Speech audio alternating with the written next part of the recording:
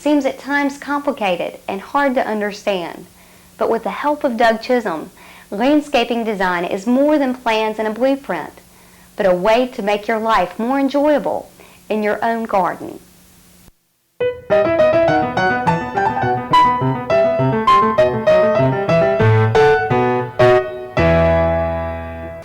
I want clients, whether again it's residential or commercial, to use the outside spaces. I feel that the yard can be treated very much like the inside of a house, a series of rooms. You can have very small, compact, intimate spaces for 2 and 3 people, and you can go out to broader areas of 10 and 15, then to even broader areas where you can have large parties. And I think that's important to have people get out and enjoy it. I've been in this field so long, I don't think I have a problem making it look good. My main goal in dealing with clients is to make it fit their needs, their lifestyle, so that they begin to interact with their landscaping and actually get out and enjoy it and live in it. They're spending quite a bit of money on it, and I think they need to get out and use it and have fun with it.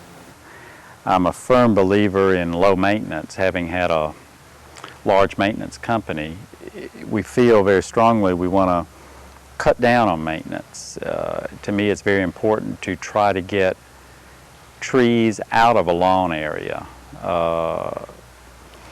The base of trees, when the roots are competing with nutriments and water and light for the grass really doesn't look terribly well.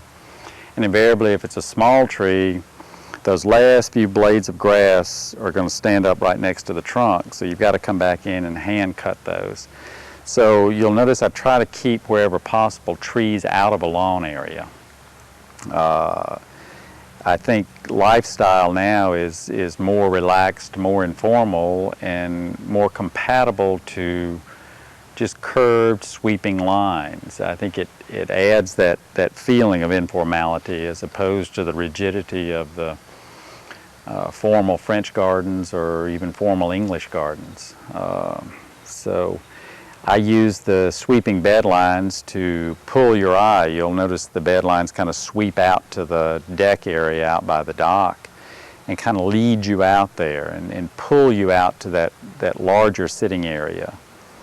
And even out with that deck space, there are a couple of chairs and a small table just for an intimate seating, but then there's the seat wall, which can accommodate 15 and 20 people. Again, it gives you that flexibility of a large space and a small space. I also try to get things that bloom at different times of the year, so it's not just a big riot of color in the springtime. Like azaleas are great for the 2 weeks that they bloom, but after that, you have to be fairly selective in your varieties to even get good foliage. So you don't want just everything over after that 2 weeks in the spring. So I try to use bulbs and perennials and some annuals, again, to give you color 12 months out of the year. A few months at a little slack, but some of them really you can get some seasonal color. It's much easier for me to tell other people what to do than to tell my own self what to do. So it was a little more difficult, but once you start and the ball starts rolling and the mind starts clicking, the old design principles kick in, and there's certain functions that I think start dictating the forms that are going to happen. You start, again, thinking about the maintenance, how you want to use the yard, how you want to entertain. I like to entertain in a diversity of entertainment, from small intimate groups of 3 and 4 people on up to 10 and 12, getting to sit down dinners, and then you start getting to buffet entertaining of 20 and 25, and we've had as many as 400 or 500 out here.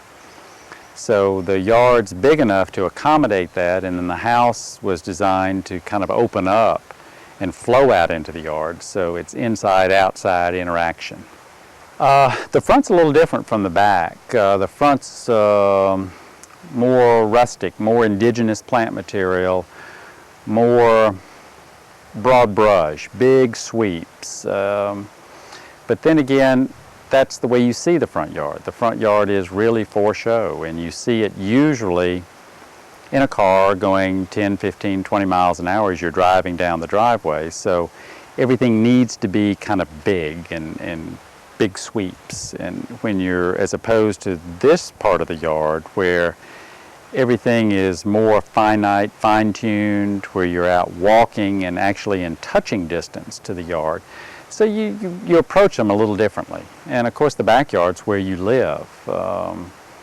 Very few people utilize their front yard to live there. So I think you take a different approach. Not really too dissimilar from the inside of the house. You have the sense of arrival at your entrance foyer in the house. You have your sense of arrival outside at your front door.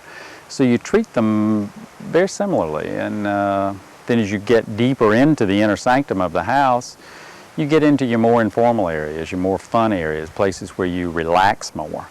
And I think you do that normal progression, and you can see that even in my yard, up around the back of the house, it's a little more rigid. And then as you flow out here towards the water and the deck and the dock area, it gets less and less formal and more informal and more broad-brushed to accommodate more people and to have more diverse interaction out here. Well, this area is sort of some of the more finite little plants that bloom at different times. It's somewhat of a cutting garden area with leatherleaf ferns for the greenery and hydrangeas and crinolilies and some annuals. Again, trying to get things that'll bloom at different times.